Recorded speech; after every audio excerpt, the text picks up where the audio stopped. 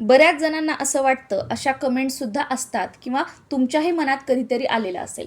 प्रत्येकाच्या संसारामध्ये, घरामध्ये वेगवेगळ्या अडचणी आणि समस्या असतात बघा, की माझ्या घरामध्ये ही अडचण आहे, यासाठी असा कोणता उपाय आहे का, की तो उपाय केला की माझी ही अडचण सुटेल?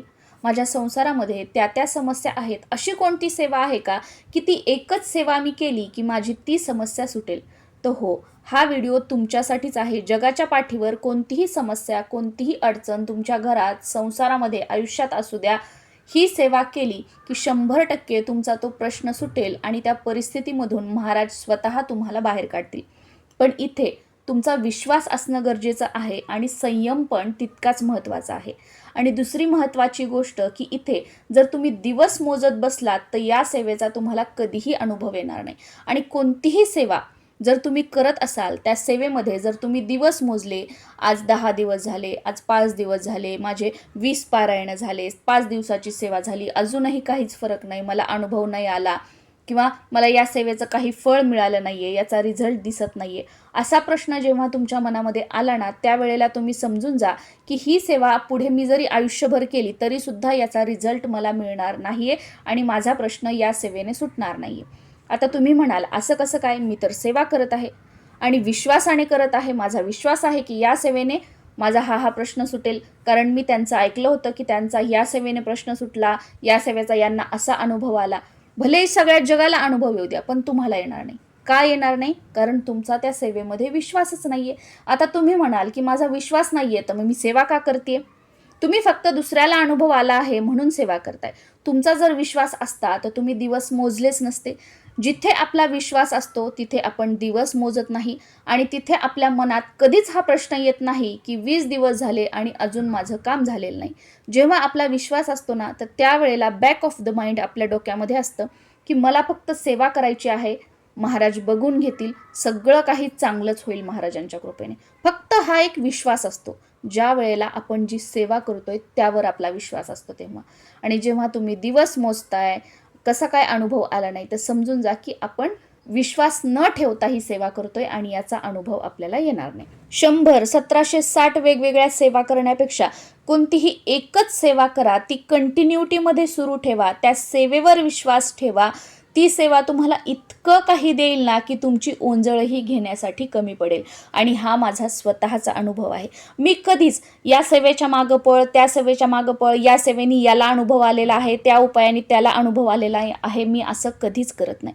जी माझी सेवा आहे ना, तीच फक्त मी कंटिन्युटीमध्ये ठेवते. मग कोणी काही म्हणू जा, तुम्ही असं करत नाही का, तुम्ही तसं करत नाही का? नाही करत बाबा, माझी पद्धत अशी आहे, मी असं करते. आणि इथे एक गोष्ट लक्षात घ्या, की प्रत्येकाची भक्ती करण्याची पद्धत ही वेगवेगळी असू शकते.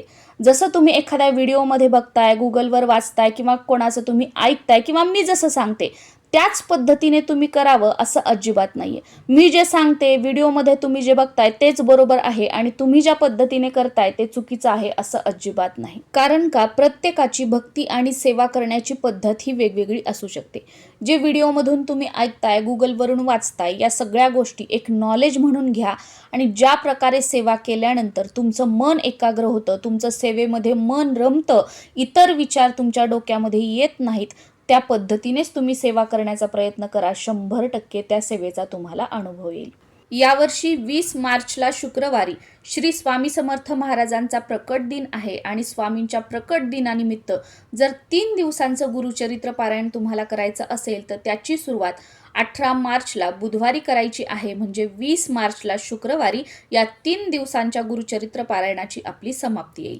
आता जर का तुम्हाला 7 दिवसांचं गुरुचरित्र पारायण करायचं असेल, तर त्याची सुरुवात कधीपासून करायची, उद्यापन कसं करायचं, रोज किती अध्याय वाचायचे, हा व्हिडिओसुद्धा तुमच्यासोबत मी शेअर केलेला आहे. तो व्हिडिओ तुम्ही बघा आणि त्यानुसार तुम्ही 7 दिवसांचं गुरुचरित्र पारायण करू शकता. 3 दिवसांचं गुरुचरित्र पारायण करताना बुधवारी आपल्याला सकाळी अगोदर संकल्प करायचा आहे आणि त्यानंतर वाचनाला सुरुवात करायची आहे. वाचनाची वेळ सांगायची झाली तर सकाळी जितक्या लवकर उठून तुम्हाला पारायण करता येईल तितक्या लवकर पारायण करण्याचा प्रयत्न करायचा. पण सकाळी डबे असतात, मुलांचं आवरायचं असतं, घरातील कामं असतात, तर महिलांना सकाळी पारायण करणं शक्य होत नाही.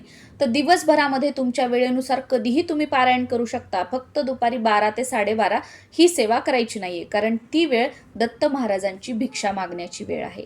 मग 12 ते 12:30 सोडून दिवसभरामध्ये कधीही तुम्ही पारायण करू शकता. संकल्प करताना त्यामध्ये आपलं पूर्ण नाव, आपल्या गोत्राचा उच्चार, मी 3 दिवसांचं पारायण करत आहे आणि माझी ही इच्छा आहे असा उल्लेख आवर्जून करायचा आहे. तुमचं घर मोठं आहे, तुम्हाला शक्य आहे तर तुम्ही पूजा मांडणी करू शकता आणि तिथे समोर बसून पारायण करू शकता.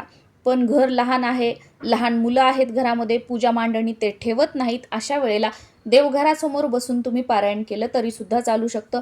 बऱ्याच जणांचा असाही प्रश्न असतं की वरती भिंतीवर आमचं देवघर टांगलेलं आहे, तर मग पारायण कुठे करायचं?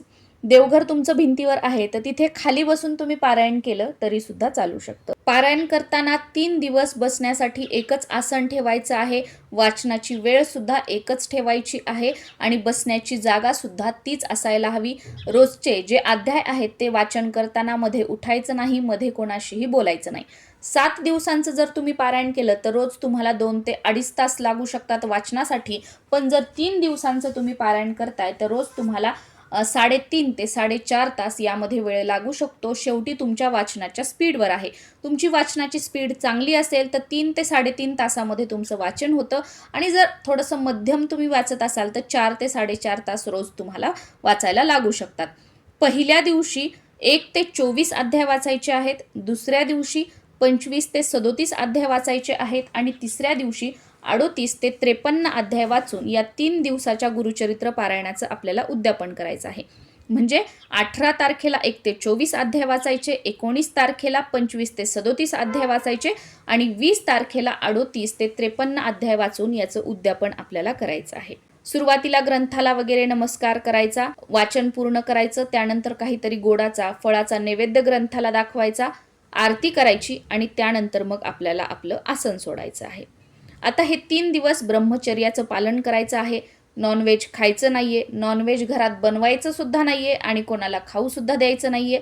बेडवर झोपायचं नाहीये, गादीवर झोपायचं नाहीये. जर डॉक्टरांनी तुम्हाला खाली झोपू नका असं सांगितलेलं आहे, तुम्हाला जमिनीवर बसता येत नाही, तर अशा वेळेला बेडवरची गादी काढून टाकायची, त्या बेडवर सतरंजी, घोंगडी किंवा चटई टाकायची आणि त्यावर तुम्ही झोपू शकता. सोफ्यावर सुद्धा झोपायचं नाहीये. आणि जर तुम्हाला खाली बसून वाचता येत नाहीये पण तुमची खूप इच्छा आहे पारायण करायची, तर टेबल खुर्चीवर बसून तुम्ही पारायण केलं तरी सुद्धा चालू शकतं. 3 दिवस परान्न घ्यायचं नाहीये. या 3 दिवसामध्ये उपवास आला तर तो आपण करू शकतो. मासिक पाळीची तारीख आपल्या प्रत्येकाला माहीत असते. मासिक पाळी असेल तर पारायणाला सुरुवात करायची नाही. पण जर का अचानकपणे या 3 दिवसामध्ये सुतक पडलं तर अशा वेळेला पारायण तसंच राहू द्यायचं. सुतक संपल्यानंतर ते पारायण सगळं मांडणी वगैरे उचलून घ्यायची आणि परत एखाद्या दिवशीपासून सुरुवात करून नव्याने हे 3 दिवसाचं पारायण करून आपली सेवा आपल्याला रुजू करायची आहे. आणि दररोज 12 ते 12:30 मध्ये आपल्याला सेवा जी आहे ती करायची नाहीये. या 3 दिवसामध्ये सात्विक जेवण तुम्ही घरचं सगळं खाऊ शकता, फक्त स्वयंपाकामध्ये कांदा लसूणचा वापर करायचा नाहीये. आता उद्यापन करण्याच्या 3 पद्धती आहेत. पहिल्या पद्धतीनुसार जर तुमच्या भागात तुम्हाला एखादं जोडपं मिळत असेल तर शेवटच्या दिवशीचे अध्याय वाचून घ्यायचे, पूर्णावरणाचा स्वयंपाक बनवायचा. पूर्णावरणाचा स्वयंपाक बनवणं शक्य नसेल तर साधा वरण भात भाजी पोळीचा स्वयंपाक बनवायचा, त्याच्यासोबत एखादा गोड पदार्थ बनवायचा. आणि गुरुचरित्र पारायणाच्या समाप्तीमध्ये घेवड्याच्या शेंगाच्या भाजीला खूप जास्त महत्त्व आहे, त्यामुळे पूर्णाचा स्वयंपाक बनवा किंवा साधा स्वयंपाक बनवा, घेवड्याच्या शेंगाची भाजी आवर्जून बनवायची आहे. त्या दिवशीचं सगळं वाचून झाल्यानंतर नैवेद्य दाखवायचा, आरती करायची, त्या जोडप्याला बोलवायचं, त्यांना जेवू घालायचं, त्यांचा मान सन्मान करायचा, यथाशक्ती तुम्हाला जी काही दक्षिणा घडेल ती त्या जोडप्याला द्यायची. या प्रकारे साधं सोपं आपलं उद्यापन झालं. आता तुमच्या भागात जर तुम्हाला एखादं जोडपं मिळत नसेल तर अशा वेळेला काय करायचं? सेम शेवटच्या दिवशीचे अध्याय वाचून घ्यायचे, नैवेद्य दाखवायचा, आरती करायची आणि शिदा बाजूला काढून ठेवायचा, त्या शिद्याचं पूजन करायचं. आणि हा जो शिदा आहे तो एखाद्या गरजू व्यक्तीला आपल्याला त्याच दिवशी द्यायचा आहे. आता हा शिदा घेण्यासाठी कोणी नसेल तर तुमच्या घरी किंवा तुमच्या शेजारी तुमच्या नातेवाईकांकडे एखाद्या कामवाल्या मावशी येत असतील तर त्यांना हा शिदा दिला तरी सुद्धा चालेल. आणि त्या शिद्यावर सुद्धा आवर्जून यथाशक्ती तुम्हाला जी घडेल ती दक्षिणा सुद्धा ठेवायची आहे. आता हा शिदा सुद्धा देणं तुम्हाला शक्य नसेल, घेणारच कोणी नाहीये, मग काय करणार? तर तिसऱ्या पद्धतीनुसार शेवटच्या दिवशीचे अध्याय वाचून घ्यायचे, नैवेद्य दाखवायचा, आरती करायची आणि त्याच दिवशी तुमच्या घराच्या आजूबाजूला जर एखादं दत्त मंदिर असेल तर त्या मंदिरामध्ये जायचं आणि यथाशक्ती जर तुम्ही उद्यापन केलं असतं तर तुम्हाला किती खर्च आला असता तेवढे पैसे ती दक्षिणा काढायची आणि त्या दत्त मंदिरामध्ये त्या दानपेटीमध्ये दान करायची आहे. या प्रकारे आपलं उद्यापन करायचं. आय होप 3 दिवसांचं गुरुचरित्र पारायण कसं करावं हे तुम्हाला समजलेलं असेल, पण तरीसुद्धा अजून काही प्रश्न असतील तर खाली कॉमेंट सेक्शनमध्ये तुम्ही विचारू शकता. नक्कीच त्यांची उत्तरं देण्याचा मी प्रयत्न करेल. आणि एक गोष्ट लक्षात ठेवा, गुरुचरित्र पारायण म्हटलं की ते महिलांनी करावं का, गुरुचरित्र पारायणाचे नियम खूप अवघड असतात, मग माझं काहीतरी वाईट होईल, एखादी जर चूक माझ्याकडून झाली तर असं अजिबात काही होणार नाही. कारण कोणतेच देव, कोणतेच गुरु कधीच कोणाचं वाईट करत नाहीत. आपल्यासोबत जे काही वाईट होत असतं ते आपल्या कर्मानुसार होत असतं. आणि सर्वात महत्त्वाची गोष्ट, देव हा भक्तीचा विषय आहे, तो भीतीचा विषय नाही आहे. त्यामुळे देवधर्माच्या ज्या धार्मिक गोष्टी असतात ना, तर त्याबद्दलची जी भीती आहे, नियमांबद्दलची जी तुमच्या मनात भीती आहे ती काढून टाका. श्रद्धेने, विश्वासाने सेवा करा. नक्कीच त्या सेवेचा अनुभव तुम्हाला येईल. नमस्कार.